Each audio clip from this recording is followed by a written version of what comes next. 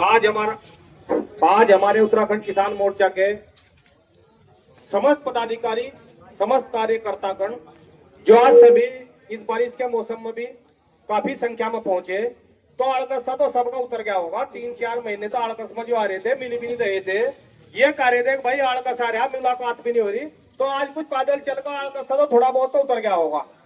ये तो लग गया 2-4 महीने से जो बिल्कुल छुट्टी काट रहे थे, आज छुट्टी खत्म हुई और कुछ गात सा तो खुला नहीं खुला। हाँ?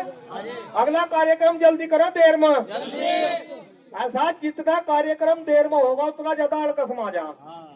काफी शादियां थी, काफी काम थे, उसके बाद भी ज्यादातर सभी संख्या में ज्यादातर हमारे जिम्मेदार लोग सबके सब पहुंचे। उन सभी का मेरी ओर से, उत्तराखंड किसान मोर्चा की ओर से सबका बहुत बहुत धन्यवाद। और दूसरी बात मैं आप सभी को जानकारी ये दे दूं कि बहुत जल्दी उत्तराखंड किसान मोर्चे का कार्यालय तहसील के गेट पर खुलने वाला। तो रुड़की जब आग रोगे तो आप सभी को अपना बैठने में जो इधर उधर धक्के खाने पड़े, सबका समाधान हो जाएगा। अपना वही कार्यालय पर लेटो और वो चाय बनाने वाला अपना जुगाड़ यही और चाय बनाओ और साथ में ऐसी पियो, जिसका काम होगा यही तहसील में करवा दिया और यही लेट मार ली।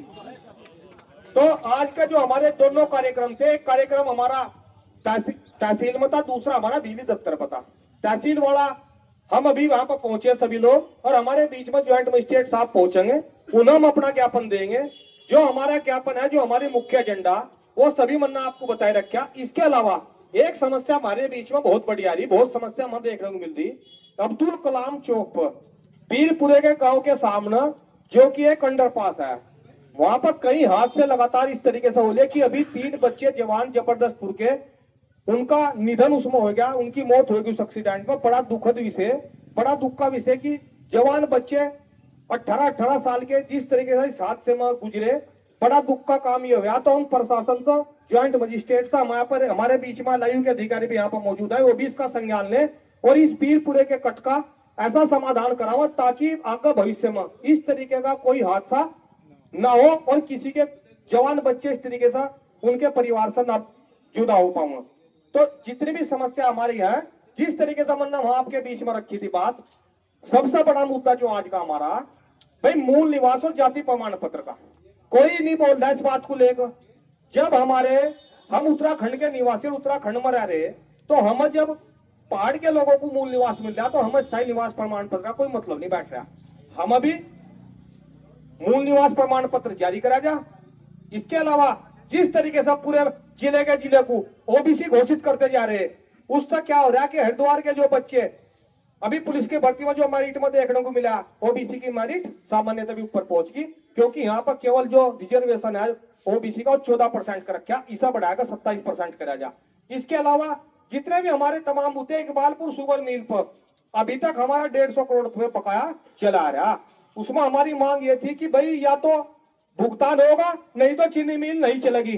चीनी मिल तो वाकई में नहीं चली, पर अभी भुगतान बचा गया। यहाँ की सरकार और यहाँ का प्रशासन अगर ये बात सोचता हो कि उस चीनी मिल के भुगतान को हम भूल गए, उस चीनी मिल के भुगतान को हम भूल लेनी, उसे हम लेकर आएंगे। आगे आने वाले टाइम में चुनाव आने वाला, हमें जोरों शोरों से मुद्दा बनाना। अब इस बात को हम फिर शुरू करेंगे और हम इस भुगतान को जब तक नहीं मिलने का, इस सरकार की, इस प्रशासन की चैन की नींद से जो सोने नहीं देने के साथ जगा रखेंगे। खेत में निकाले पसीने से चैन नहीं मिलता, नीतियों के तले दबे किसान कभी भी खिला हुआ नजर नहीं आता। नमस्कार मित्रों, मैं सोनी रोड। कल रुड़की में उत्तराखंड किसान मोर्चा के राष्ट्रीय अध्यक्ष गुलशन रोड के नेतृत्व में एक बहुत ही बड़ा धरना और प्रदर्शन किया गया। पहली बार उत्तराखंड किसान मोर्चा ने किसानों की समस्याओं से अलग सामाजिक मुद्दों को भी प्रमुखता से आपके सामने और सरकार के सामने उस आवाज को उठाने का काम किया जो हरिद्वार या उधम सिंह नगर की जिले की जो जनता है लंबे समय से इसकी मांग कर रही है। और उत्तराखंड में उत्तराखंड बना था, उत्तर प्रदेश का हिस्सा था, उत्तराखंड अलग हो गया था। वहां से जब हरिद्वार जिला आया था तब से ही आरोप लगाए जा रहे हैं कि हरिद्वार जिले के साथ सौतेला व्यवहार किया जाता है।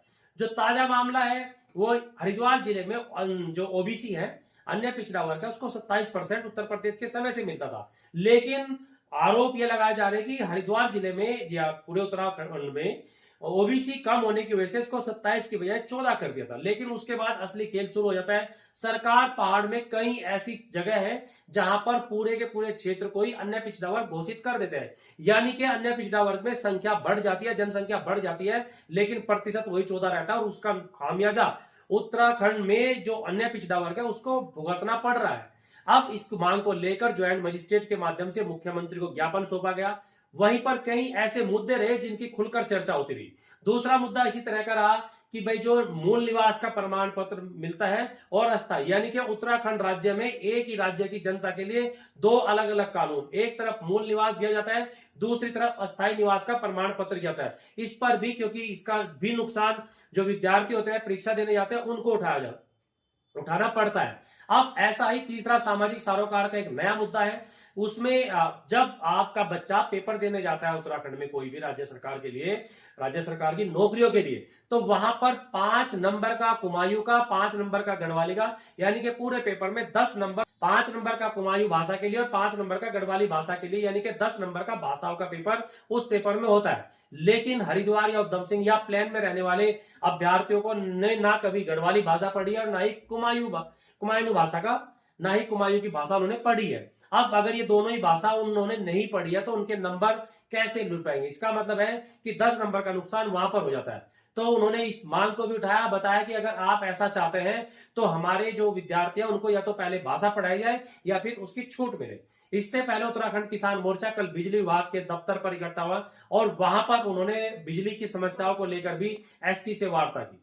वहां पर भी ज्ञापन सौंपा और जो बिजली विभाग के बड़े अधिकारी थे, एक्शन थे या एससी थे, वो सब लोग मौके पर आए। उन्होंने वहां पर उन समस्याओं का समाधान अब जो उनके स्तर की थी उनको करने का किया। साथ ही साथ जो शासन को मांग भेजने की थी शासन स्तर का, उनका ज्ञापन आगे भेज दिया गया। आप भी कुछ रिपोर्ट सुनिए और समझिए क्या हुआ, कैसे उत्तराखंड किसान मोर्चा ने किस तरह सामाजिक मुद्दों को अपनी आवाज दी और उत्तराखंड किसान मोर्चा ने किसानों के साथ साथ छात्रों की बात की, मूल निवास की बात की, भाषा की बात की और जो अन्य पिछड़ा वर्ग में जब जो प्रतिशत घटाया गया उस पर लेकर क्या बोले उत्तराखंड किसान मोर्चा के राष्ट्रीय अध्यक्ष गुलशन रोड।